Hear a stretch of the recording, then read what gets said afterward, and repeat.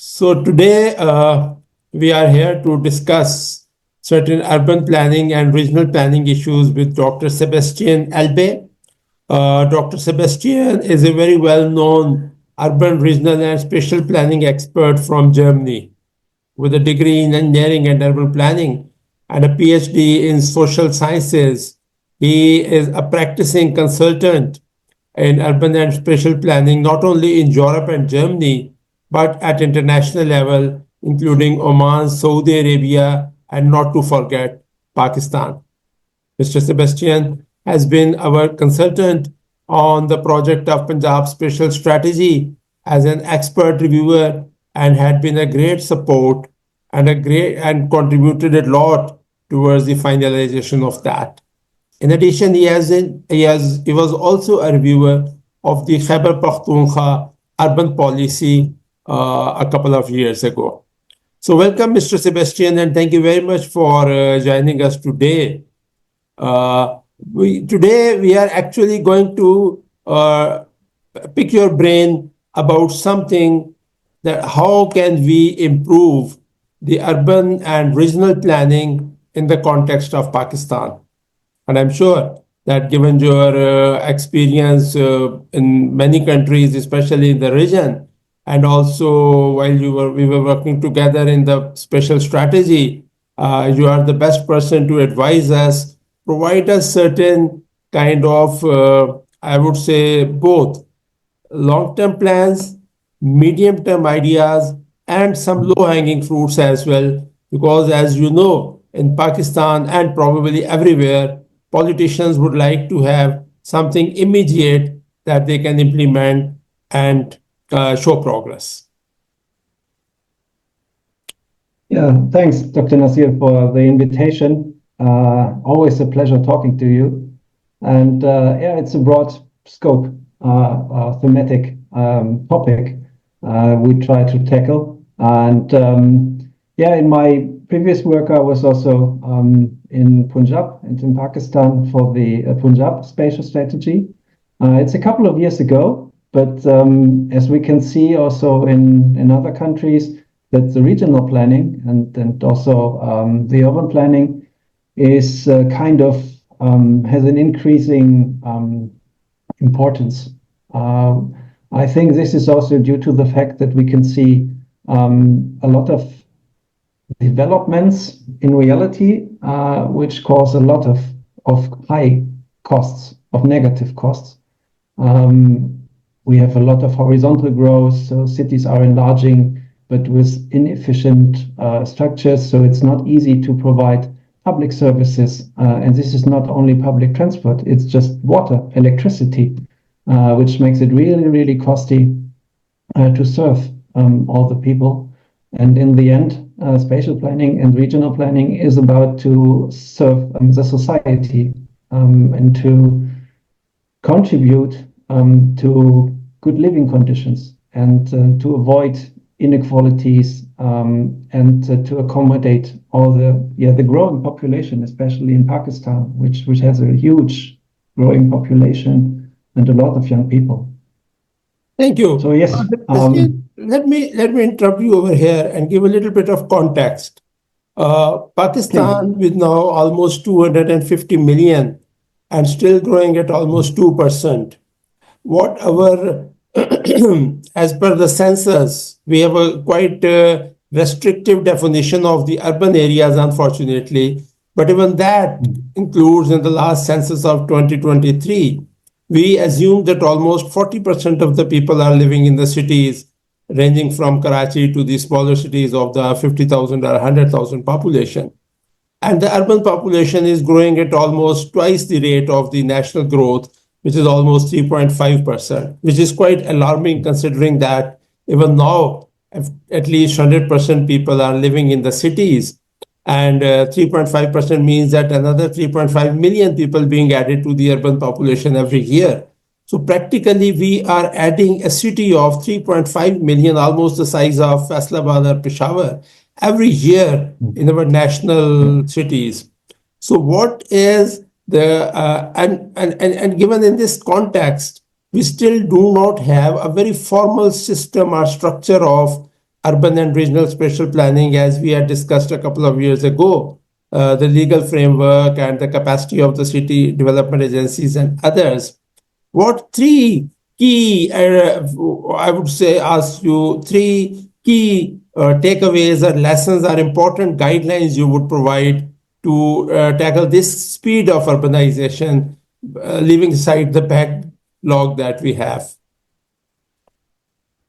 It's not easy.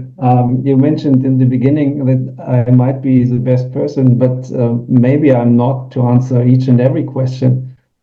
Spatial planning and regional planning is a team exercise.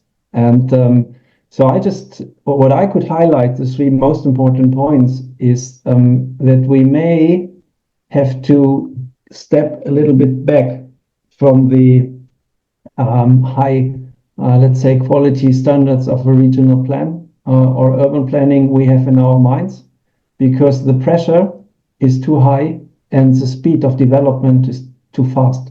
So we also need to think about, let's say, how the traditional structures, which are good and which are needed, but they might not fit into the responsiveness we have to provide regarding the development speed and also the quantity. As you've mentioned, we are talking about millions.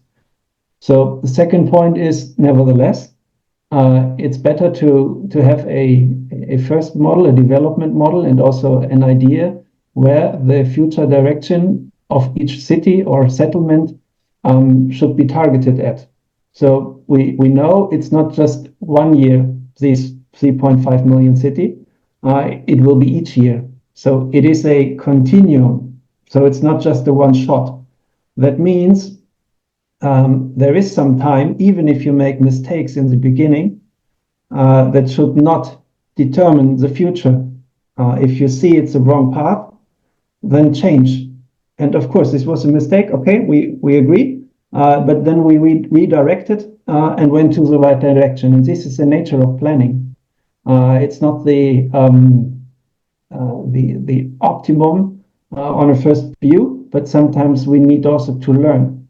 So planning is important, even if it seems that it can't be fulfilled to full extent. And the third thing is that especially the sectors, so transport, environment, water, and all these are coming together and also see that spatial planning, so regional plan or urban planning,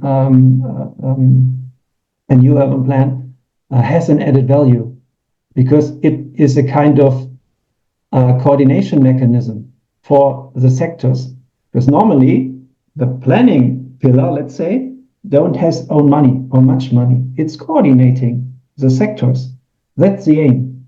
And it's also not to replace the sectoral planning, but to provide the best areas, the best space for the investment of public money, and of course also to direct private money and private investments, as we can't pay everything with government money. Also the market, private investors, and we need to provide a framework where to invest. So it's not to try to have a 100% correct plan. If is to think, even if there's a high urgency, also mid and long term, where to go and allow for mistakes. And third is to talk with the sectors as there's the money, and also talk with the private sector as there's much more money.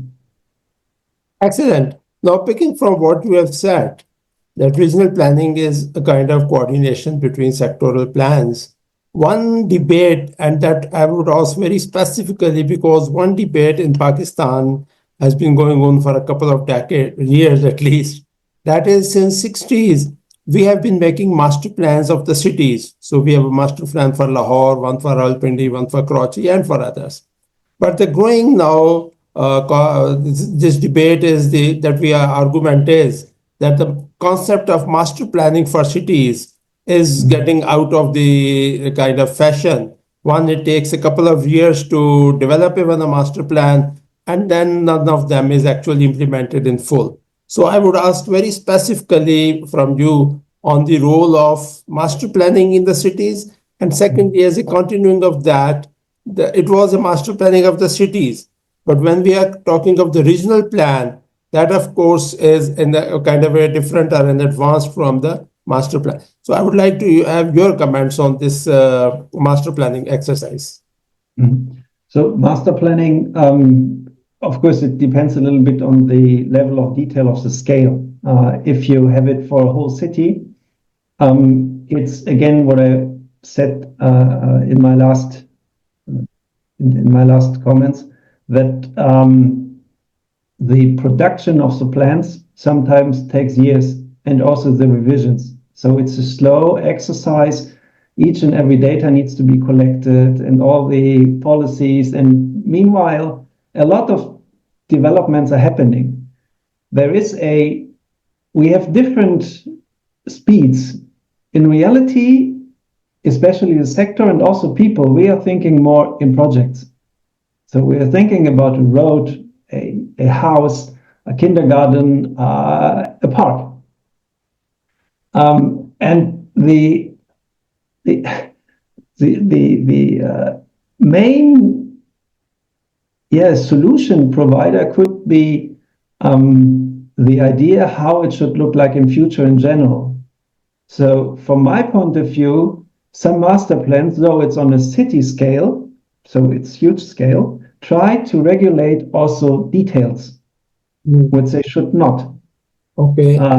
And it's in comparison to the regional level, which is of course much, much higher.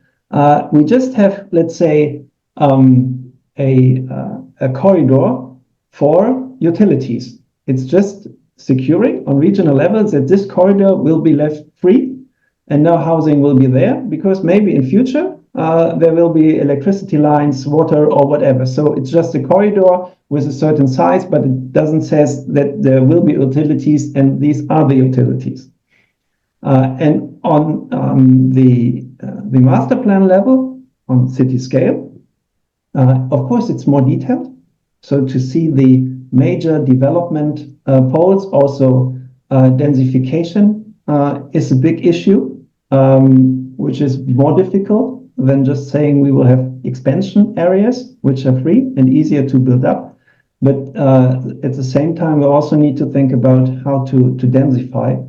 And it always depends on the level of detail and also, again, the processes and the speed of a master plan, not only the production, but the implementation, and in how far the ones with the money, again, if we talk about government, public money, it's the sectors and the private, and how far they are aware that this is contributing to their own added value. It is helping them and it's not preventing.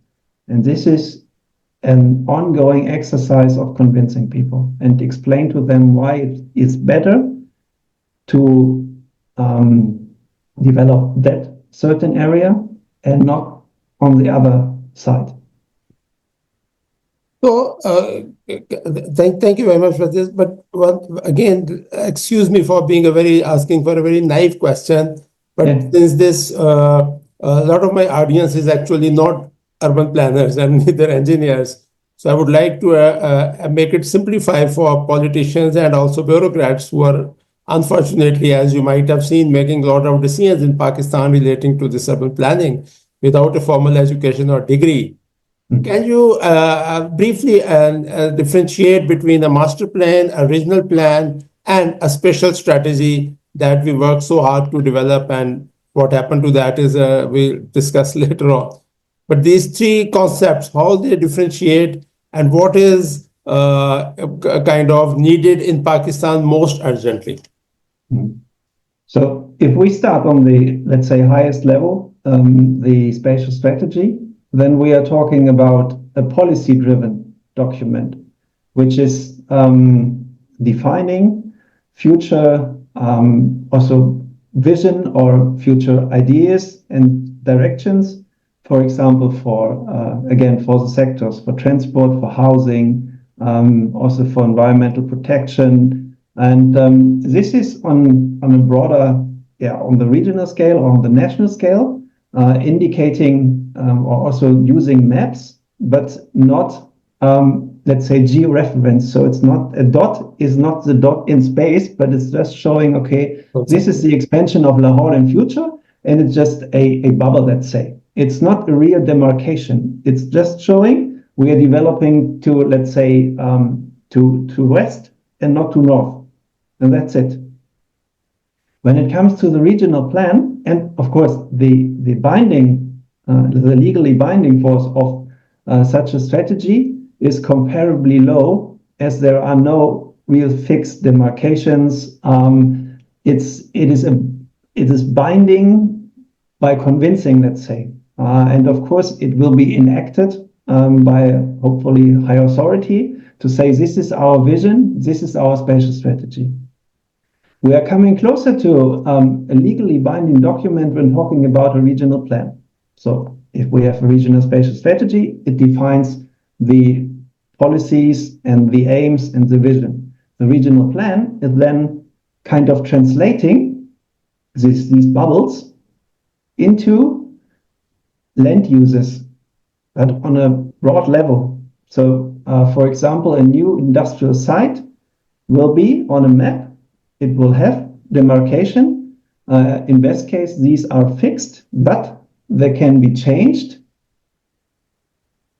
but only in a certain agreed process. So it can't be done like, let's do it 1 kilometer to the east. These revisions, these changes then have a formal procedure. And the regional plan is then normally binding the land uses also for the sectors. So if the ministry wants to build up a new industrial site, it can only invest on the sites which are classified as industrial sites. And on the lowest level, or the lower level we are discussing now, the master plan for a city. Of course, the city is a part of this regional plan, again, looking at this industrial site, but then we are talking about the major access to this industrial site, if there are any other utility connections necessary, what is the access to the street and to the logistical hub. And so we're getting lower and lower. The lower we get, the higher the level of detail is. And of course, the higher the binding force and the legal status of these documents are. Thank you. Now, picking from there that you said that the strategy is a policy document and the original plan and master plan need to be backed by some kind of a law.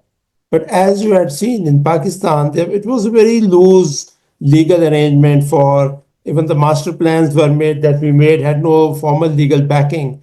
And all we were using the provisions of the Local Government Act, which just have a few clauses on it.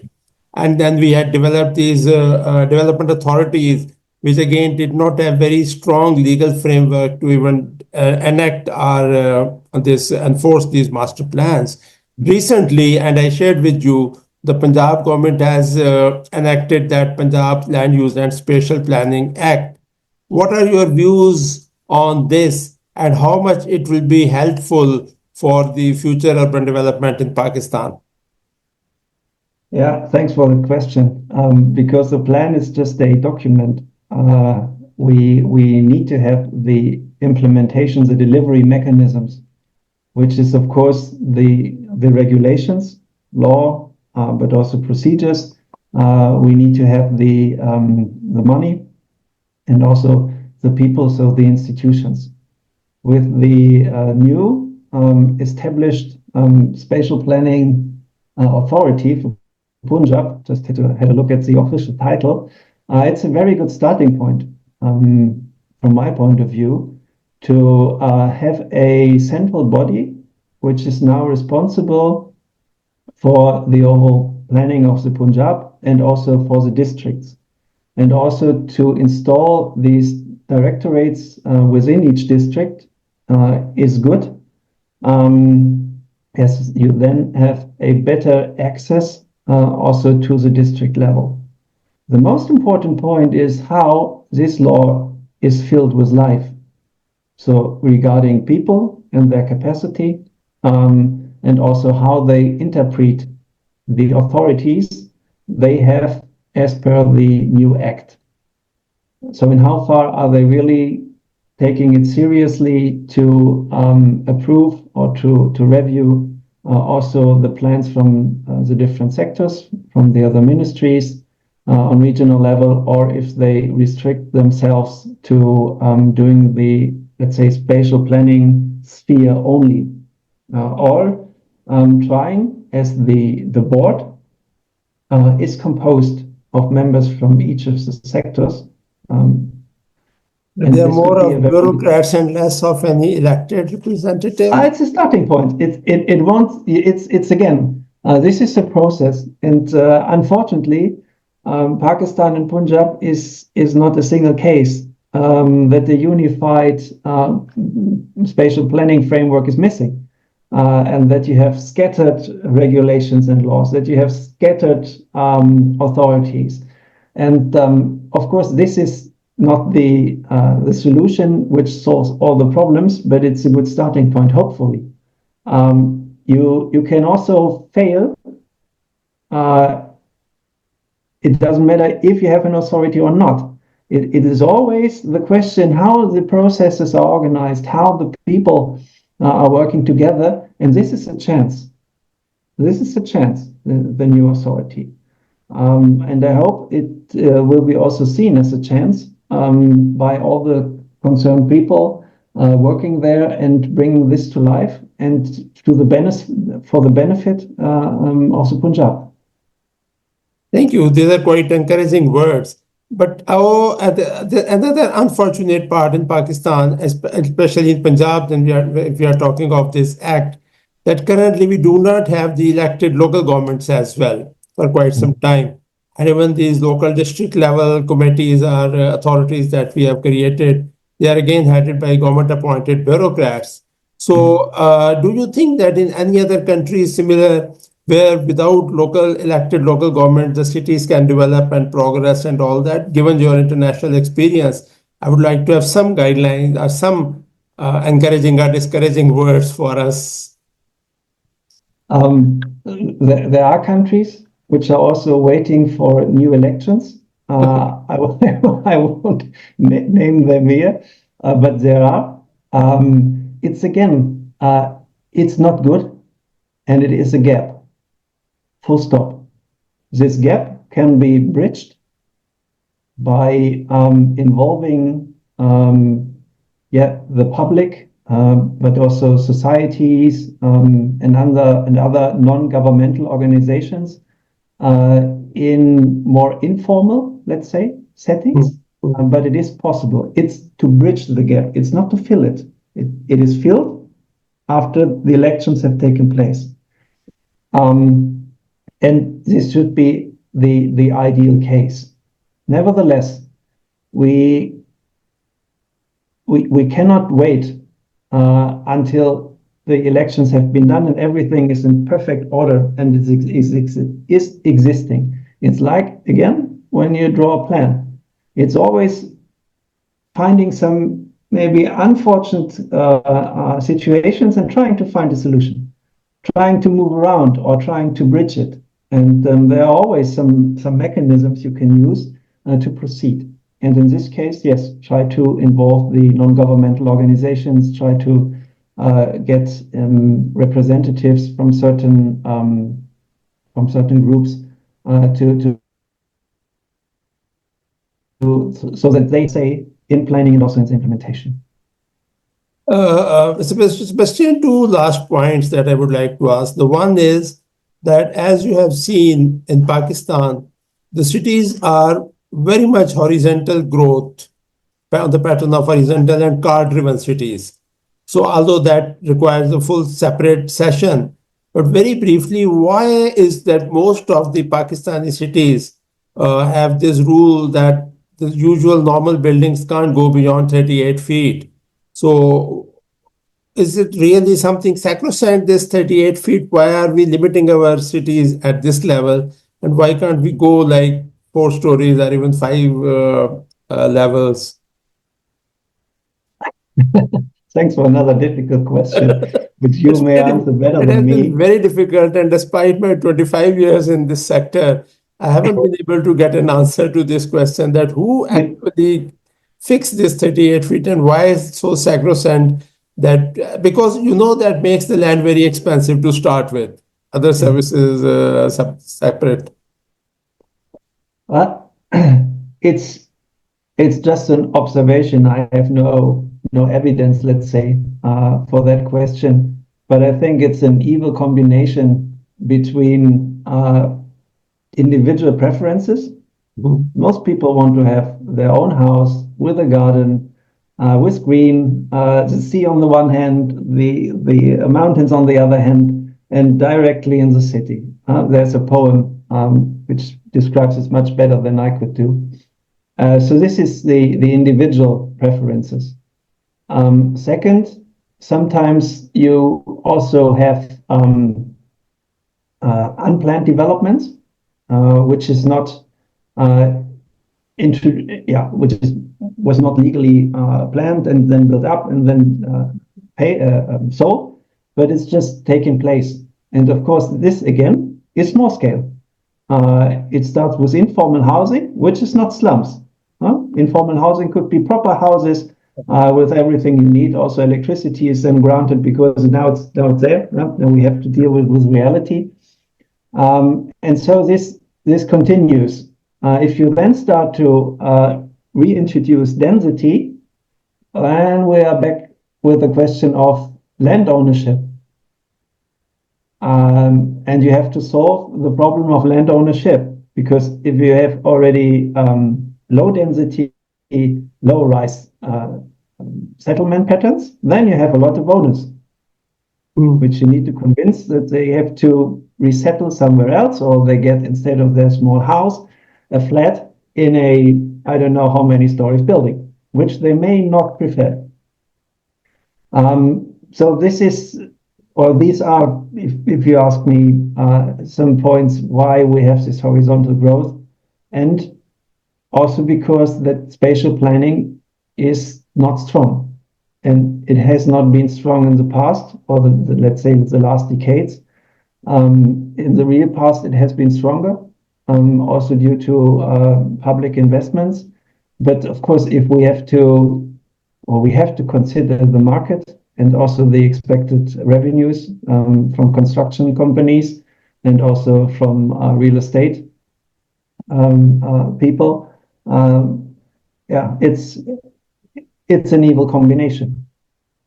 But it can be tackled, again, not within next year, not within the next 5 years. That's the long term. But this is the long term, and this is the conflict between individual preferences and this project way of thinking, and the mid to long term way of creating an idea how the city should look like, how the region should look like in 20, 25 years. And not having this as a fixed, engraved in stone picture, because we don't know what will happen within the next 5 to 10 years. Yeah. But on the given framework conditions and the evidence-based decisions we can take now, that's the picture. And if we need to change, yes, we change. And this is not a failure of the past that we need to change. It's not a mistake. It's just a living thing, like an institution. Sometimes people think that an institution, like this new authority, that's just a block. But it isn't. It's a living organism. People are getting in and out, working there for a couple of time, bringing in their personality, their knowledge, and then they're leaving. Yeah, this will remain in a gap, which needs to be filled by the next one, by the successor. So this is, it's a living thing, and it's not a fixed thing. If we have a plan, yes, it's fixed, and it will be then endorsed or approved or whatever. But we always need to think in revisions and in updating. Great. And this, when you picking up from what you have said, that things are changing and nothing is fixed. The biggest change that we are seeing in the recent past is the climate change. And Pakistan is one of those countries which is likely to be most affected by climate change. And we are seeing that change of weathers and heat waves and this urban flooding and all that. what specific advice would you give that what should be, because this is something that is an emergency and that is already on knocking on the door. It is not Yeah. something that we can No, no, no, no, postpone for the no. next medium term. So what exactly kind of last punchline messages you would like to give to our urban planners and politicians as well? How Yeah. to manage it? That's what we can do. Yeah. Climate change is like demographic development. As you said, we are not free to decide if we want to take part or not. It is there. Yes. And when we're talking about climate change, I think we do not do enough regarding climate adaptation. So prepare ourselves for the heat. To think about water retention. Yes, there are floods, so we need to find ways not to get rid of it as fast as possible. Of course, we need to protect the cities and the people, but we need to store it somewhere. We need to have buffers. We need to save water. We also need to think about shelter, about AC rooms and facilities for poor people who cannot afford, who are living on the street. I've been many times to Pakistan. There's so many people not having proper housing, if they have at all. And we need also to do something for them. That you have a shelter, which is cool, that they will not, yeah, otherwise they may die or face very hard times. So it's really to think about the climate adaptation, and of course climate protection, to invest in renewables. That's on the other hand. But even if we would stop every CO2 ton emission today, let's say in 15 minutes, we will nevertheless have this climate change issue with rising temperature, with these hazards, and we need to be better prepared to protect the cities, but at the same time to have these water storing and to help the ones which can't afford AC in their family house. But that is generic. What specifically, like, kind of about impact? How to? What is? What I would like to ask about is the specific building construction, or urban densities, or some kind of building materials, or what specific actions in city planning or city development would you? City planning in the context of city or regional planning. I would like to listen from you in Yeah, to we have this we have adaptation. we have several approaches in city planning. So it's the one example is heat islands. So you can detect where are the hottest spaces in the city, and try to reduce this by allowing for more shadow, also to bring more green into the city. You can bring green on the facades. You can use different materials. So glass and concrete is not a good idea because of the reflections, and it's like a heat buffer. You can also have green as the facades. So regarding materials, also the building directions for in new built-up areas.